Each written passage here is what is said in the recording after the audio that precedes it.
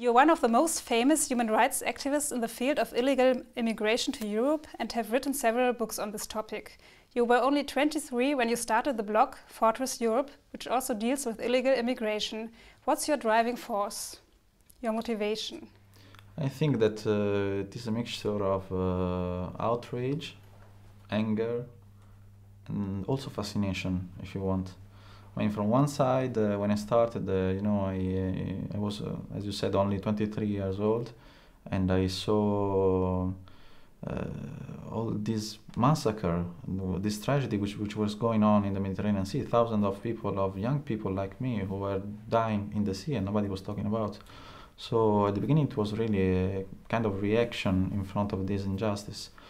And by the way, working and traveling and going deeper on the issue, I have to say I'm also fascinated by this person, by their capacity to really to risk their life to fulfill their dreams. I think in a way they're also a model for us. I mean, how strong is a person that can risk everything to go, yes, maybe against the law, but in the direction of his dreams.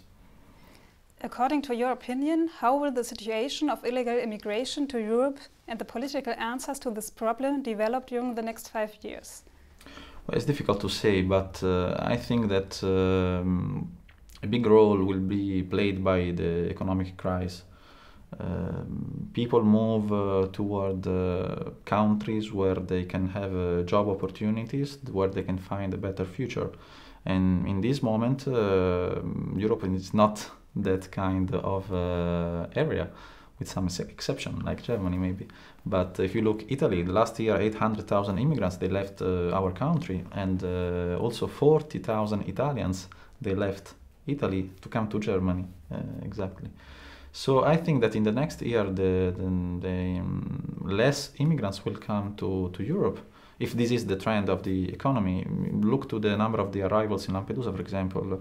The last year we saw a 90% of decrease in the number of people who crossed the sea. And in the same time, the world is not anymore the world of 20, 30 years ago. Today there are a new and stronger country in the world, like China, like Brazil, like South Africa, like Russia, the Gulf countries, in the Arab countries in the Gulf. So there are many other places who are attracting so many people. We don't have to think that all the world is just waiting the green card to come here to Europe.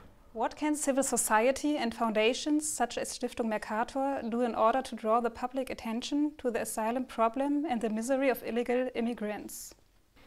I think that we need a new language, first of all. Because I say this because if you think a little bit, the reality, it doesn't exist without its representation. And the representation that we have of migration, of borders, of asylum, is the representation of an invasion, like if we are the victims of a threat of hundreds of millions of poor who are going to come and to steal our money. And the reality is different. So first of all, I think that we have to invest in the research of a new representation of this reality. What do I mean? We need new words, new categories, a new approach. For example, why don't we start researching about the freedom of movement, the open of the borders? Why? I mean, we all believe that if we open the border, it will be a disaster. But actually, I mean, we are living to a theory which has never been demonstrated.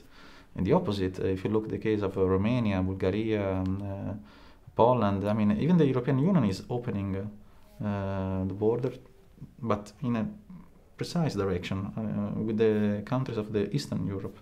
So why don't we try at least to experiment the same approach to the southern country of the Mediterranean?